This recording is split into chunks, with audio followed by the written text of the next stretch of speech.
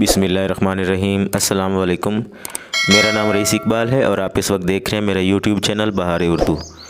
उम्मीद है कि आप सब खैरियत से होंगे। अज़ीज़ तलबा, आज हम फ़र्स्ट ईयर का हिस्सा नज़म में शामिल जो दूसरी नज़म है यानी नात का ख़ुलासा, साथ नात के शेर का तारुफ़ और इसकी तशरीह को देखेंगे। और हर शेर की तरतीब के साथ मैं तशरीह करूँगा, साथ इसके अल्फाज मैंने भी आपको बता दूँगा और आप स्क्रीन पर भी देख सकेंगे। तो सबसे पहले बढ़ते हैं इस नात के शायर यानी महरुल कादरी के तारुफ़ की तरफ। क्योंकि आपने मुख्तसर लिखना होता है, इसलिए मुख्तसर उतना ही तारुफ़ बयान किया जा रहा है जितना कि आप नोट कर सकें और उसको तशरीह का हिस्सा बना सकें। मंजूर हुसैन नाम था और माहिर तखल्लुस करते थे और सिलसिला कादरिया से रूहानी निस्बत के बायस कादरी कहलाते थे। आप 1906 ईस्वी में मौज़ा केरकला ज़िला बुलंदशहर भारत में पैदा हुए और 1978 में दार फ़ानी से कूच कर गए। महरुल कादरी का शुमार दौर जदीद के उन मुमताज़ शोरा में होता है जिन्होंने नात को बेहतरीन अंदाज़ और बेहतरीन इस्लाह हाल के लिए इस्तेमाल किया और नाती अदब में एक मुमताज़ मुकाम हासिल किया। वो जब बज़्म ख़याल में बारगाह नबी में नग़मा सिराई के लिए पहुँचे हैं तो वालेहाना अक़ीदत का इज़हार मुतरन्निम और पुर असर अल्फाज में करते हैं। ज़िक्र जमील और नग़मात महर उनकी अहम तसानीफ़ हैं। नात का ख़ुलासा, अज़ीज़ तलबा ये बात ज़हन में रखें कि नात का ख़ुलासा या किसी भी नज़म का ख़ुलासा 12 जो आपके दस्ते की या जो आपके पास जवाबी कापी होगी उसमें 12 लाइनों से ज़्यादा नहीं होना चाहिए और 8 लाइनों से कम नहीं होना चाहिए। तो उसी मुनासबत से यहाँ भी नात का मैं आपको ख़ुलासा बता रहा हूँ, तो आप इसको नोट कर लें। शायर कहते हैं कि नबी पाक सल्लल्लाहु अलैहि वसल्लम वजह तख्लीक कौन व मकान है। ख़ातिमुन नबिय्यीन आप सल्लल्लाहु अलैहि वसल्लम की अतात दरअसल अल्लाह ताला की अतात है। ख़ातिमुन नबिय्यीन आप सल्लल्लाहु अलैहि वसल्लम का अखलाक हुस्ना कुरान पाक की सच्ची तफसीर है।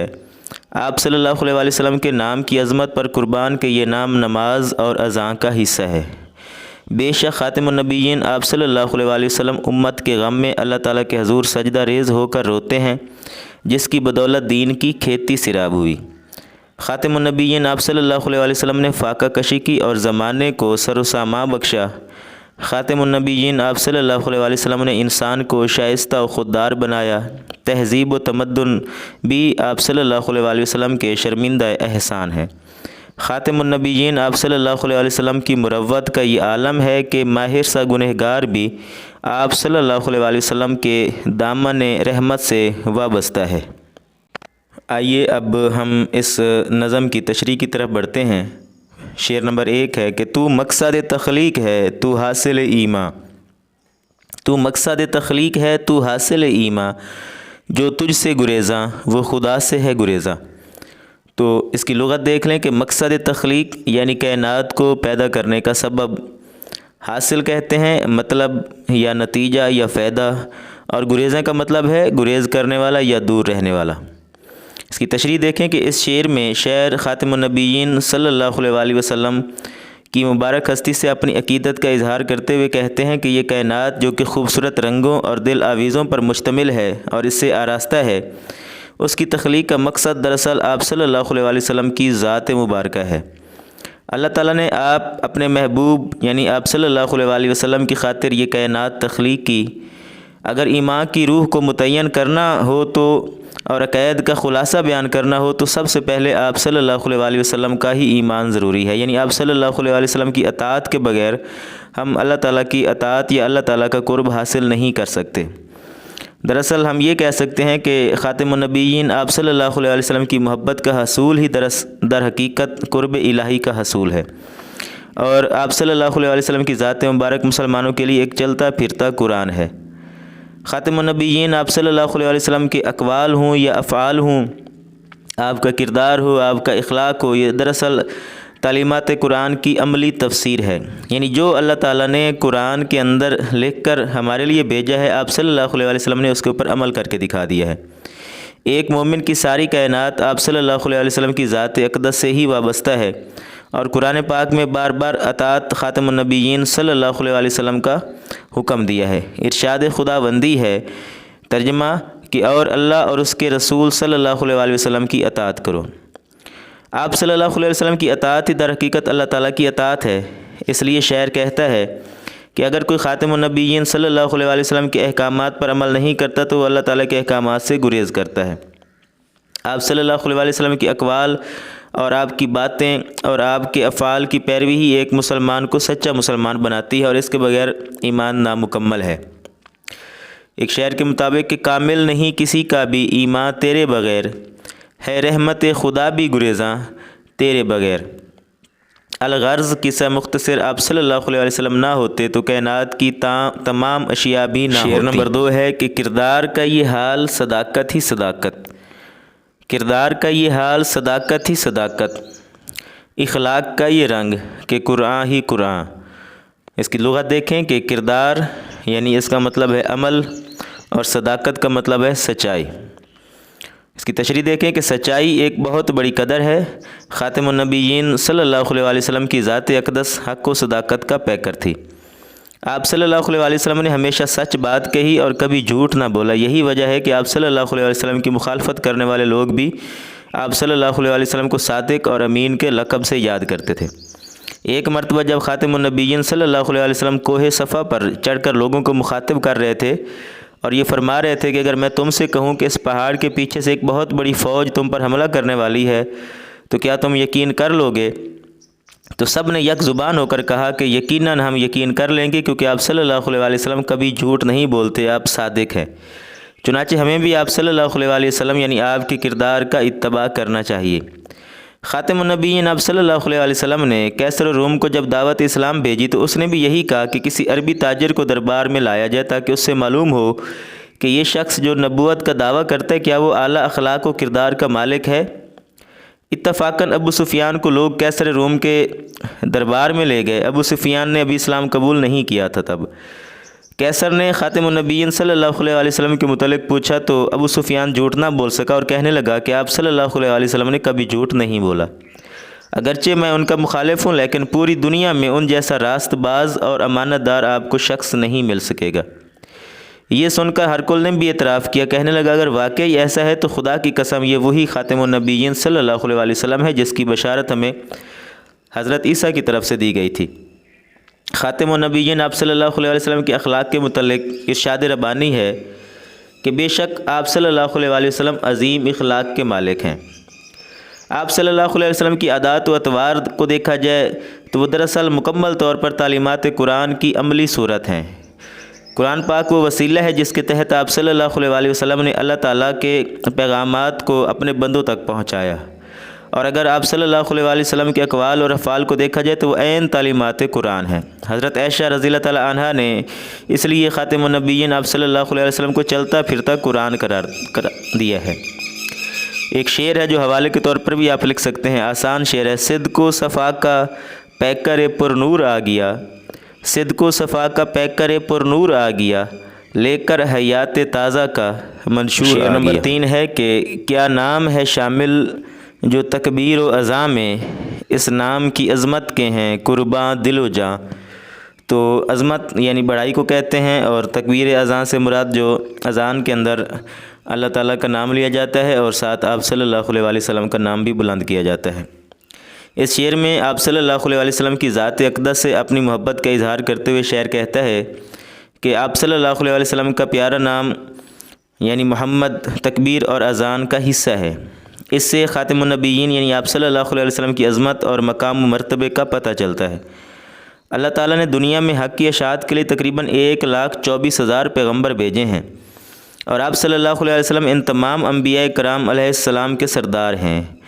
آپ صلی اللہ علیہ وسلم وہ نبی ہیں جن پر اللہ تعالیٰ نے پیغام حق مکمل کر دیا ہے، جس میں خدا کی وحدانیت کا درس ملتا ہے۔ اب جہاں ایک مسلمان اپنی عبادات میں اللہ تعالیٰ کے وجود واحد کا اقرار کرتا ہے، وہیں آپ صلی اللہ علیہ وسلم کے آخری نبی ہونے کا بھی اقرار کرتا ہے، کیونکہ خاتم النبیین آپ صلی اللہ علیہ وسلم اللہ تعالیٰ کے محبوب بھی ہیں اور آخری نبی بھی ہیں، جن کے لیے اللہ تعالیٰ نے یہ کائنات تخلیق کی۔ آپ صلی اللہ علیہ وسلم کے اسوہ کامل کے بغیر کسی کا بھی ایمان مکمل ہی نہیں ہو سکتا، اور عبادت کا طریقہ سکھانے والی ذات یعنی آپ صلی اللہ علیہ وسلم کی ذات ہی ہے۔ رکوع و سجود کا طریقہ آپ صلی اللہ علیہ وسلم کے ذریعے ہی ہم تک پہنچا ہے۔ قرآن مجید میں ارشاد ہے، ترجمہ، اور ہم نے آپ صلی اللہ علیہ وسلم کا ذکر بلند کر دیا۔ اس کی ایک مثال ہر اذان اور تکبیر میں اللہ تعالیٰ کے نام کے ساتھ آپ صلی اللہ علیہ وسلم نبی پاک کے نام محمد کا بلند ہونا بھی ہے۔ پوری دنیا میں دن میں 5 مرتبہ اذان ہوتی ہے اور نماز سے پہلے تکبیر کہی جاتی ہے۔ 5 مرتبہ اللہ تعالیٰ کے نام کے ساتھ آپ صلی اللہ علیہ وسلم کا نام بھی بلند ہوتا ہے۔ گویا اللہ تعالیٰ کی شان بھی بلند اور اس کے محبوب کی شان بھی بلند۔ اللہ تعالیٰ کے نام کی عظمت والا، یعنی اللہ تعالیٰ کا نام بھی عظمت والا اور اس کے محبوب صلی اللہ علیہ وسلم کا نام بھی عظمت والا۔ الغرض ہر جگہ اللہ تعالیٰ کے نام کے ساتھ آپ صلی اللہ علیہ وسلم کا نام بھی موجود ہے۔ شاعر کہتا ہے کہ اس عظیم نام پر، یعنی آپ صلی اللہ علیہ وسلم کی محترم ہستی پر میرے دل اور جان بھی قربان۔ ہر مسلمان خاتم النبیین صلی اللہ علیہ وسلم کی ذات مبارکہ سے سچا عشق رکھتا ہے اور آپ صلی اللہ علیہ وسلم کی خاطر اپنی جان قربان کر دینا ترجیحاً اپنے آپ کو ضروری سمجھتا ہے۔ شعر ہے حوالے کے طور پر کہ محمد کی غلامی دین حق کی شرط اول ہے، محمد کی غلامی دین حق کی شرط اول ہے، اسی میں ہو اگر خامی تو سب کچھ نامکمل ہے۔ نمبر 4 ہے کہ اشکوں سے تیرے دین کی کھیتی ہوئی سیراب، فاقوں نے تیرے دہر کو بخشا سر و ساما۔ اشک یعنی اشکوں، اشک آنسوؤں کو کہتے ہیں۔ سیراب کا مطلب ہے سرسبز اور شاداب ہونا یا تر و تازہ ہونا، اور دہر زمانے اور دنیا کو کہتے ہیں۔ اس کی تشریح ہے کہ اللہ تعالیٰ نے اس دنیا میں حق کی تعلیم کے لیے بہت سارے پیغمبر بھیجے، مبعوث فرمائے، اور ان میں ہر پیغمبر کو کوئی نہ کوئی معجزہ عطا فرمایا، لیکن آپ صلی اللہ علیہ وسلم ایک ایسی ہستی ہیں جن پر نبوت کی تکمیل ہوئی اور جنہیں اللہ تعالیٰ نے بشریت کے تمام تقاضوں کے ساتھ انسانوں کی طرف بھیجا۔ آپ صلی اللہ علیہ وسلم نے لوگوں کو راہ راست پر لانے کے لیے بہت سی قربانیاں دیں۔ مخالفین آپ صلی اللہ علیہ وسلم کی طرح طرح سے تکلیفیں دیتے رہے۔ آپ ایک ایسی ہستی ہیں کہ آپ کو قتل کرنے کے منصوبے بنائے گئے۔ طیف کی وادی میں آپ صلی اللہ علیہ وسلم کو لہو لہان کیا گیا اور آپ صلی اللہ علیہ وسلم نے شیب ابی بن طالب کے اندر بھوک اور پیاس میں 3 سال تک گزارے اور پیٹ پر پتھر باندھ کر گزارا کیا۔ آپ صلی اللہ علیہ وسلم کے حضور یعنی آنسو بہا کر اپنی قوم کے لیے پھر بھی دعا کرتے رہے، اور اس قوم کی بخشش کے لیے وہ ہمیشہ کہ یا اللہ ان کی شکلیں نہ بگڑیں، ان کے اوپر کوئی عذاب نہ آئے، تو یہ ہمیشہ دعا فرماتے رہے۔ آپ صلی اللہ علیہ وسلم نے حق کی خاطر 3 سال تک اپنے جانثاروں کے ساتھ شیب ابی طالب میں محصور رہ کر بھوک اور پیاس کو بھی برداشت کیا۔ اسی طرح آپ صلی اللہ علیہ وسلم کے لبوں سے یہ دعا نکلتی رہی کہ اے اللہ ان لوگوں کو ہدایت عطا کر، یہ مجھے نہیں پہچانتے کہ میں ان کا خیر خواہ ہوں۔ بقول شعر کہ کھا کے پتھر بھی دعا دشمنوں کے دی، کھا کے پتھر بھی دعا دشمنوں کو دی، کب کسی میں ہے یہ حوصلہ آپ سا۔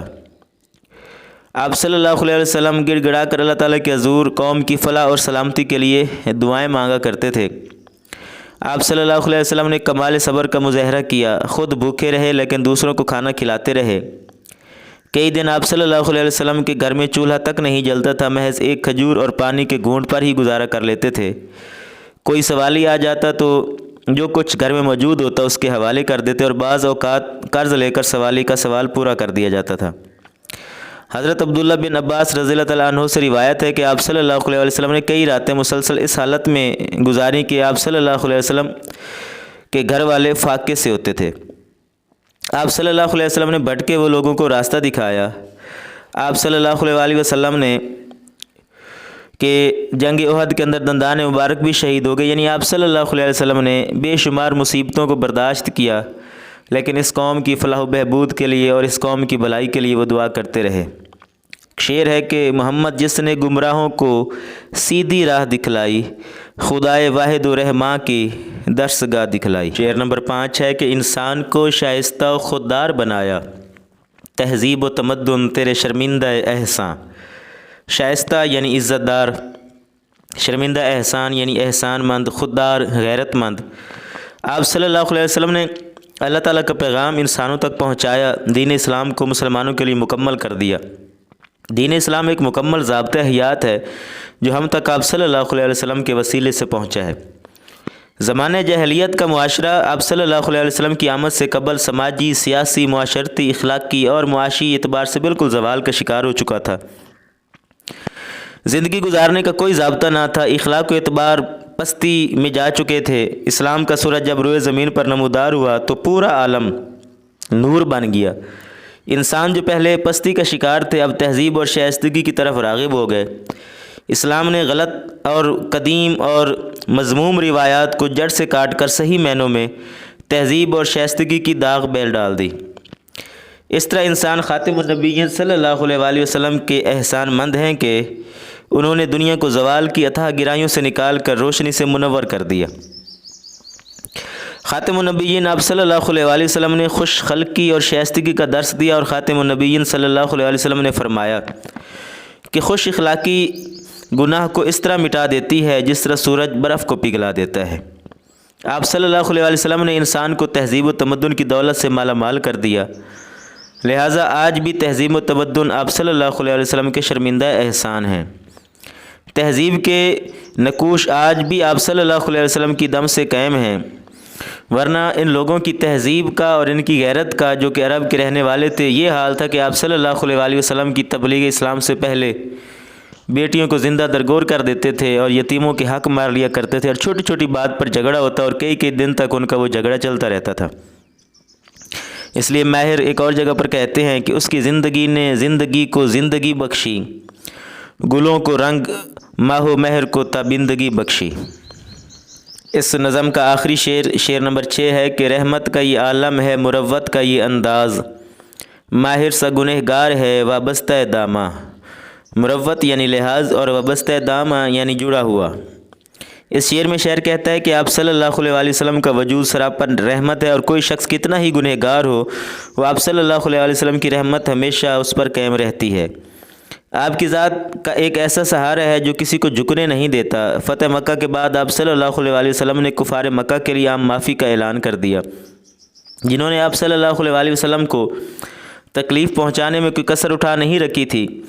مثال کے طور پر طائف کی وادی میں اسلام کی تبلیغ کے لیے مخالفین نے آپ صلی اللہ علیہ وسلم پر ظلم کی انتہا کر دی تھی، اتنے پتھر مارے اور برسائے تھے کہ آپ صلی اللہ علیہ وسلم لہو لہان ہو گئے تھے۔ اس کے باوجود آپ صلی اللہ علیہ وسلم نے ان کفار کے لیے دعا کی اور کہا کہ ان کو راہ راست دکھا دے۔ مروت اور لحاظ آپ صلی اللہ علیہ وسلم کے مزاج کا ایک حصہ تھا۔ آپ صلی اللہ علیہ وسلم کا وجود مبارک تمام کائنات کے لیے رحمت کا باعث ہے۔ اس لیے تو ماہر کا ایک شعر ہے کہ در حقیقت میری بخشش کی کوئی صورت نہ تھی، در حقیقت میری بخشش کی کوئی صورت نہ تھی، سچ یہ ہے کہ ماہر عشق مصطفیٰ کام آ گیا۔ ماہر القادری آپ صلی اللہ علیہ وسلم کا رحمت و مروت کا عالم بتاتے ہوئے کہتے ہیں کہ مجھ جیسا گنہگار سیاہ کار بھی آپ صلی اللہ علیہ وسلم کے دامن رحمت سے وابستہ ہے اور شفاعت کا طلبگار ہے۔ آپ صلی اللہ علیہ وسلم کی رحمت کسی عام کسی غیر کو محروم نہیں ہونے دیتی۔ ایک شعر ہے کہ کلیوں میں عطر آ گیا ہے اس میں رسول سے، کلیوں میں عطر آ گیا ہے اس میں رسول سے، ذکر نبی سے گلشن ہستی مہک اٹھا۔ تو امید ہے کہ آپ کو بڑے اختصار اور جامعیت کے ساتھ میں نے ان اشعار کی تشریح مکمل کی ہے، اور آپ ان اشعار کو سمجھ کر اس کی وضاحت آسانی سے کر سکیں گے۔ اگلے لیکچر تک کے لیے مجھے اجازت دیجیے۔